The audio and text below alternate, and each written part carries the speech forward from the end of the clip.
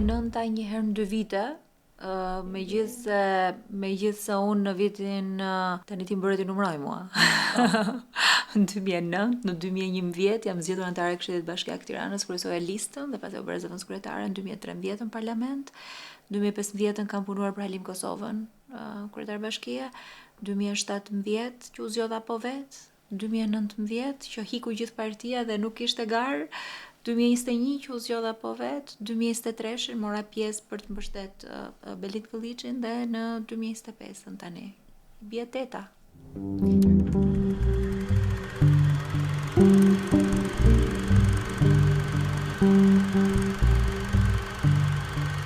Shiko, ishte ndryshe. Ishte komplet ndryshe. Atëherë isha rishtazi figurë publike, sigurisht gjithmonë kam qenë pjesë e Partisë Demokratike, pas një diskutim, edhe do t'jem pjesë e Partisë Demokratike, pas një diskutim, isha më e pasigurt, nuk e dija çfarë të prisja, kisha një fokus totalisht ndryshe, vija nga akademia, dhe ishte ndryshe sepse së pari duhet kuptoja dhe unë vetë se çfarë nuk kuptonte përfaqësimi publik dhe politik, zëri që t'jep politika për të folur.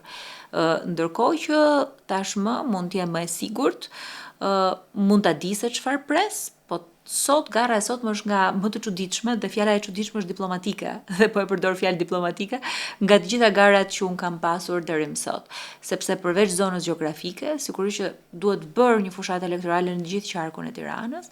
Dhe në fund të ditës do të tregoj edhe bagazhin, atë që ke ndërtuar ti, çfarë ke bërë në këto vite në politikë, ka vlerëtur apo jo.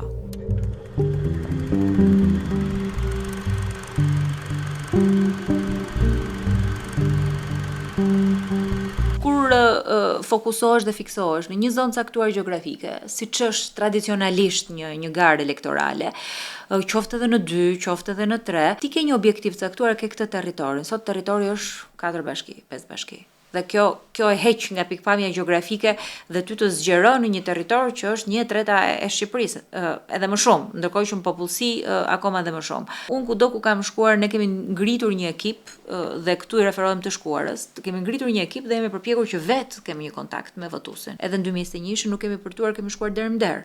Dhe kjo është mënyra se si unë kam preferuar të ndërtoj marrëdhëniet, me një kontakt personal, me një shikim në sy, me një dorë të shtrënguar, që shpeshherë vlen më shumë se çdo intervistë televizive, së pari dhe së dyti vlen më shumë se çdo komunikim tjetër publik, sepse kontakti personal ndihmon. Ndërkohë që kësaj radhe unë nuk e organizoj dot kështu, sepse është e pamundur fizikisht që unë ta bëj këtë. Është e pamundur fizikisht. Megjithëse unë gjatë këtij muaji që ka shkuar bashkë me ekipin që punoj, kemi trokitur shumë dyer, kemi ecur shumë rrugica, kemi folur me shumë biznese, por përsëri e di që fizikisht nuk do ta kem mundësinë që të flas me aq shumë njerëz sa unë dua.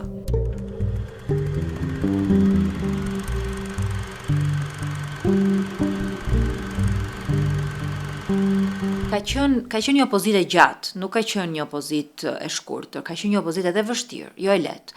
Një opozitë ku ke operuar në mes të një debati të brendshëm, me një kundërshtar që sot ka akaparuar shumë pushtete, me një media që sot është e polarizuar dhe ke vështirësi që të depërtosh për të çuar mesazhin aty kudo, edhe qoftë edhe një anshmërisht politike me majorancë në këtë rast, dhe ti duhet patjetër që të fokusohesh, sigurisht edhe ke njerëz që mendojnë që do të votojnë.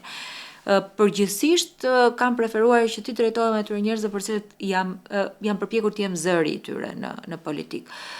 Jam duke u përpjekur që të flas për shtresën e mesme, dhe kanë qenë kauzat shumëta që kemi çuar përpara për shtresën e mesme. Jam duke u përpjekur të drejtohem grave dhe zonjave. Duke shpresuar që përfaqësimi në parlament edhe i tyre mund të ketë qenë për mua një mënyrë se si shumë zonja që nuk janë politik të kem folur me zërin e tyre, dhe së treti jam duke u përpjekur që të fokusohem tek akademia, tek universiteti, tek shkolla, tek arsimi. Në fund të ditës, Luli, nuk ka sfidë më të madhe për një nën, qoftë është në shtëpi, qoftë është në punë, se siguria e fëmijës. Dhe këtë siguri që ti e kupton më vonë në jetë, nuk e dija këtë në 2009, se nuk isha nën, më ka ardhur më vonë. Dhe ndaj të njëjtat shqetësime siç mund t'i ndajnë shumë nëna të tjera, i rrisim fëmijët këtu, siç i rrisin shumë nëna të tjera, dhe fokusi në këtë drejtim për shkollën, për sigurinë në shkollë, për cilësinë e arsimit, për familjen, besoj që është një shtyllë shumë e fuqishme që mund të detyrojë njerëzit të ngrihen edhe të votojnë, sepse bëhet fjala për fëmijën. Dhe kur bëhet fjala për fëmijën, çdo gjë tjetër bëhet relative.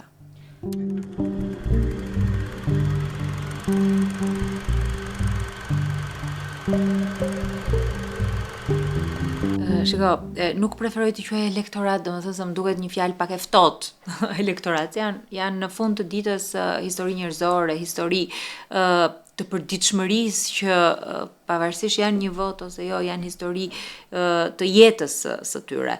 Ka shumë njerëz që sot votojnë duke hequr pjesën politike, ka shumë njerëz që votojnë së pari për ndryshim, edhe nëse ka një fjali që unë e dëgjoj gjatë javëve që kanë kaluar më shumë se çdo gjë, është ka ardhur koha për ndryshim.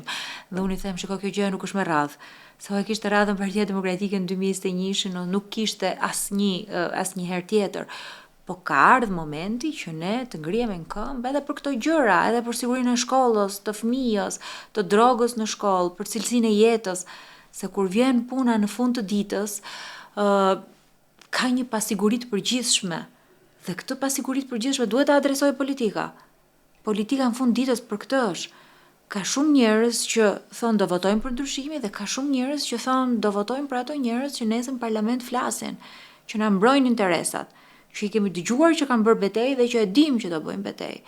Dhe sigurisht që nuk dua të bëj këtu fare diskriminim edhe në rastin pozitiv, po atë ndjesinë, sensin, edhe të kuptuarin më mirë kanë gratë pak më të zhvilluara. Dhe ato e kanë nuhatjen më të zhvilluar, se ndoshta kjo ishte fjala. Nuhatjen më të zhvilluar për të kuptuar kush me të vërtetë i përfaqëson më mirë.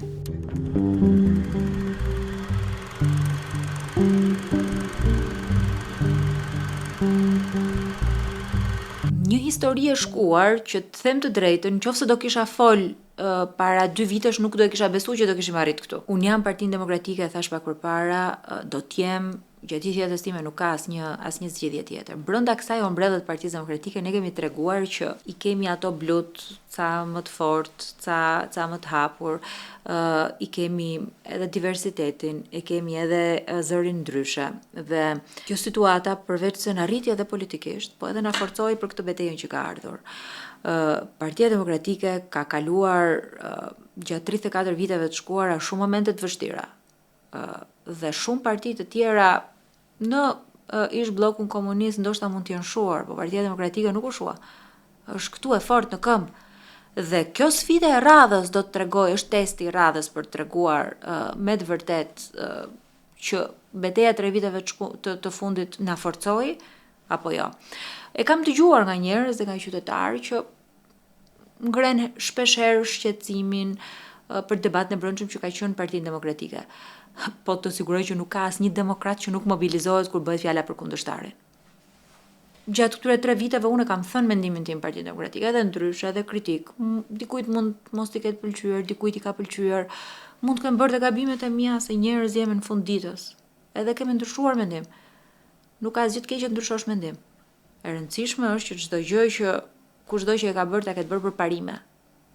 Është partia më e madhe se çdo individ, më e madhe se unë dhe më e madhe se kushdo tjetër.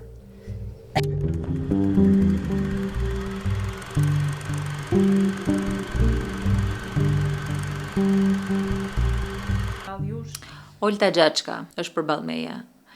Dhe unë nuk preferoj të flas për kundërshtarin dhe zonjat asnjëherë me konotacion personal dhe asnjëherë me konotacion negativ. Preferoj që njerëzit ta bëjnë vetë diferencën dhe e kanë bërë vetë diferencën. Nuk kam gjetë asnjë derë të mbyllur. Asnjë derë të mbyllur. Mund të jenë raste të rralla, 1 ose 2, ku mua më kanë thënë që nuk dua të flas. Më kanë thënë plot njerëz edhe socialist që a mund votoj Partinë Socialiste dhe ty? Jo, i them, po më voto vetëm mua dhe mos e voto Partinë Socialiste. Më kanë thënë qytetar pa parti që do të votoj sepse ke folur për ekonominë, kam dëgjuar ke folur për pensionet. Shikoj, sot qytetarët kanë nevojë që të votojnë, dhe këtu i drejtojmë të gjithëve. Kanë nevojë që të votojnë për njerëzit që mendojnë që përfaqësojnë më së miri. Nuk ka Shqipëria as qytetar të majt, kështu të ngulitur, është e vërtet që jemi vend komunist. Po ka arrit momenti që neve të votojmë për disa parime që duhet i ketë politika shqiptare. Duhet votojmë për një model që duhet ta ketë politika shqiptare. Shpeshherë ndjen keqardhje ku dëgjon një debat në parlament dhe kryesisht një sulm, një llogore që vjen nga maxhoranca toksike. Po pse kjo është oferta politike? Ky është programi, ky është argumenti. Dhe kjo ofertë toksike pastaj që shkon nëpër shkolla, që shkon në rrjete sociale, që i transmetohet fëmijëve dhe krijon një negativitet dhe që bën atë që në fund ditës heqet shpresa nga politika. Politika shqiptare duhet jetë ndryshe. Politika shqiptare duhet ketë zë qytetar, duhet flas me argumenta.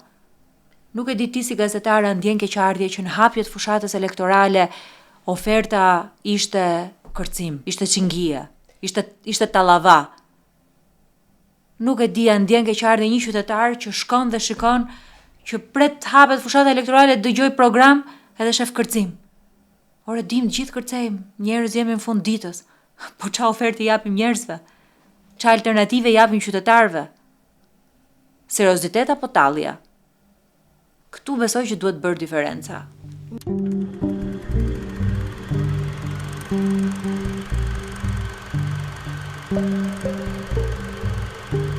Sa mirë që ma solle se ndoshta mund ta kisha thënë dhe vetë. Pas një kompleks, po kam kërcyer në një mbledhje në një darkë, në fakt të grupit parlamentar për kënaqësi. Po kërcimi im për kënaqësi në një mbledhje të grupit parlamentar e ka varfruar Shqipërinë apo e ka pasuruar? Kërcimi im në një mbledhje të grupit parlamentar ka qenë oferta ime politike. Unë ofertën time politike e bëjmë parlament. E kam bërë ke betejë inceneratorëve me 10 orë përballë kryeministrin. E kam bërë tek profesionet e lira në gjykatë kushtetuese, nuk shkova kërceva atje. Po fitova për profesionistë e lirë. Për 30.000 profesionistë lirë që sot kanë marrë mbrapsht lekët nga qeveria. Njerëz jemi në fund ditës edhe mund të qeshim e të kërcejmë dhe ne jashtë politikës. Po ta japësh këtë si ofertë politike, kjo është tallja radhës.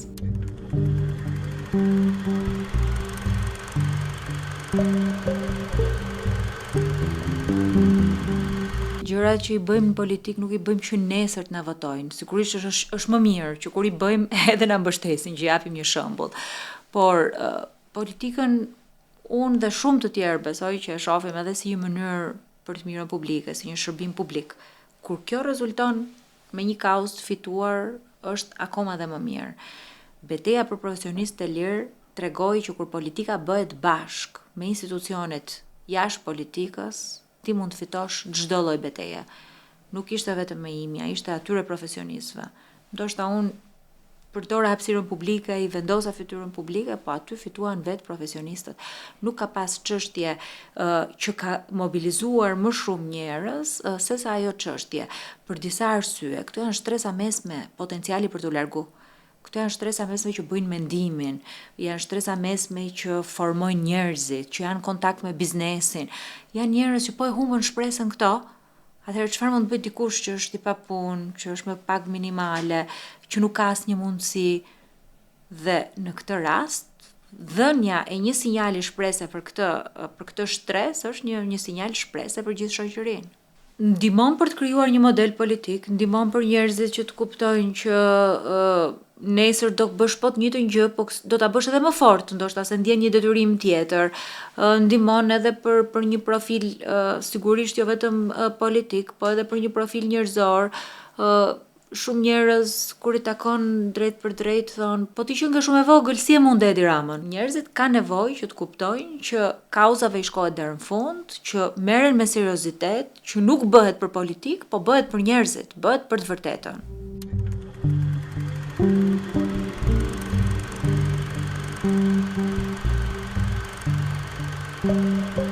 Shqipëria e 2025-s që ka hapur negociatat ka një test tjetër. Ka testin e pushtetit përballë uzurpimit të institucioneve. Ka testin e demokracisë përballë autokracisë. Unë e pres këtë jo vetëm si kryetare e Komisionit Çështjeve Evropiane, po e pres edhe si standard në një vend që duhet të jetë një shoqëri normale. Shiko, të gjitha mekanizmat që ka përdor Partia Socialiste dhe maxhoranca në të shkuarën janë duke u përdor. Nuk kam asnjë dyshim. me mësusit, me diasporën, me administratën publike, me bonusin e pensionistëve, me çdo lloj instrumenti që ato kanë në dorë. Me çdo lloj instrumenti ato janë duke përdorur po të njëjta taktika. Po sot kemi një ndërgjegjësi më të madh.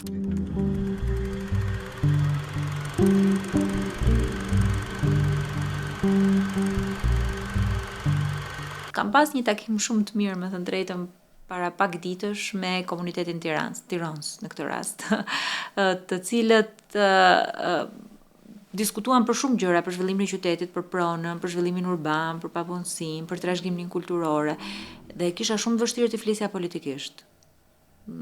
Sigurisht që ne gjithë kemi emocione në një moment caktuar, po me komunitetin Tiranës unë nuk flas dot politikisht, e kam shumë vështirë të flas politikisht. Edhe ti kërkoj votën, edhe ti kërkoj mbështetjen, unë jam ndje privilegjuar që i kam përfaqësuar në parlament, edhe do t'i përfaqësoj, se unë këtë betejë do ta fitoj, por politikisht me to nuk flas dot. Po që të them që mekanizmat për ndryshimin, influencimin e votës janë aty dhe janë duke u përdorur, kjo është duke ndodhur në terren dhe shohim për ditë në terren duke ndodhur. E di çfarë na ka ndodhur këto ditë? Na kanë ardhur deputet të listës hapur të Partisë Socialiste që thonë që kolegu im socialist po blen vota. Dhe unë i them, pse se denoncon? Pse nuk e denoncon? Jo, po denoncojeni ju. Domethënë, socialistët me njëri tjetër janë në këtë betejë për të bler vota. Kupton kur futet paraja tek blerja e votave edhe ndërmjet tyre ke socialistët, imagjino domethënë çfarë niveli ka arritur koncepti që kanë ato për zgjedhjet.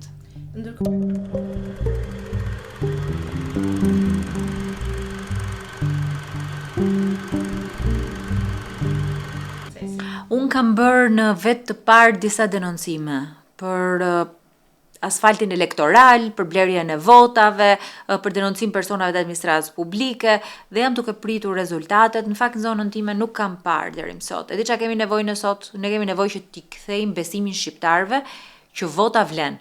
Dhe kjo është pyetja që më bëjnë që të gjithë. A do ruhet vota? A do ketë tërësim vote? A do ushtrohet presion? Unë pres që SPAK-u të veproj sot. Pas zgjedhjeve nuk ka vlerë. Veproj pas zgjedhjeve në Shkodër, veproj pas zgjedhjeve në Elbasan, veproj në Durrës, nuk ka asnjë vlerë që Jurgis Shurbiashmburg, sepse nuk e ndryshon rezultatin e zgjedhjeve. Ne duhet ta parandalojmë këtë.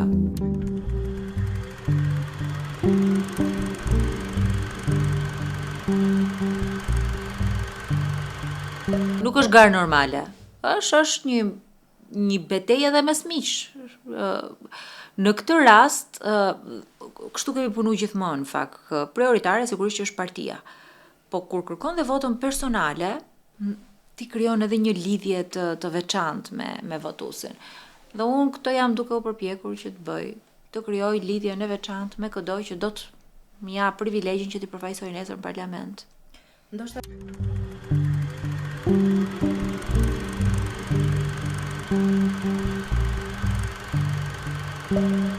Shiko, kjo është një gjë e shkuar që unë nuk dua të flas. Unë kam thënë që ditën e parë që modestisht mendoj që është e padrejtë. Modestisht mendoj që e meritoja. Po kjo është e shkuar. Domethënë ka shkuar pothuajse një muaj që kur është marrë ai vendim dhe unë tani jam në një betejë totalisht tjetër dhe jam në një mendësi totalisht tjetër. Nuk ka absolutisht asnjë rëndësi ajo që ka shkuar. Rëndësi ka mbështetja e demokratëve, mbështetja e njerëzve dhe sigurisht fakti që nuk ka rëndësi fare se ku është Jorida, se çfarë do bëjë Jorida. Rëndësi ka e përgjithshmja, rëndësi ka Partia Demokratike, rëndësi ka fokusi tek njerëzit, tek qytetarët, edhe për të bërë mirë ato që ndoshta s'ja kemi dhënë atyre në 12 vite.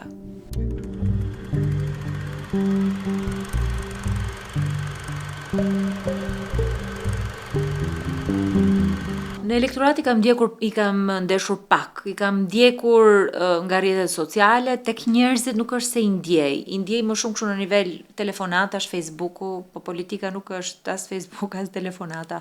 Sot rastisht patëm përballë një ekip të një nga partive të reja, edhe ato djem të erdhën edhe më thanë ju jeni shembulli më i mirë në politikë, dhe i thash po më votoni.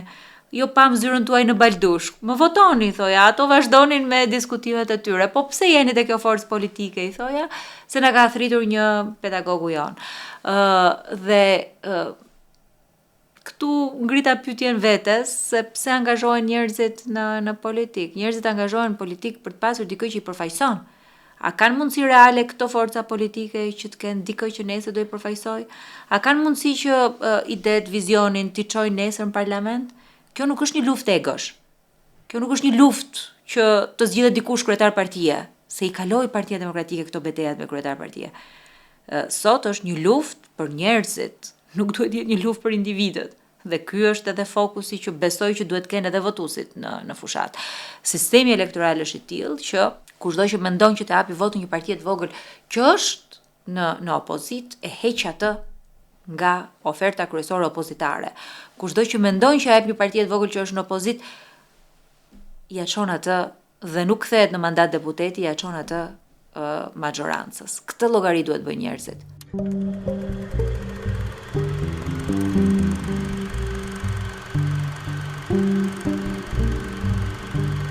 Këto kohë të dëgjoj ty flas për ty. Zëri jot. Do më thënë, këto janë fjalët kyçe që jam duke përdorur sepse mi kanë thënë njerëzit.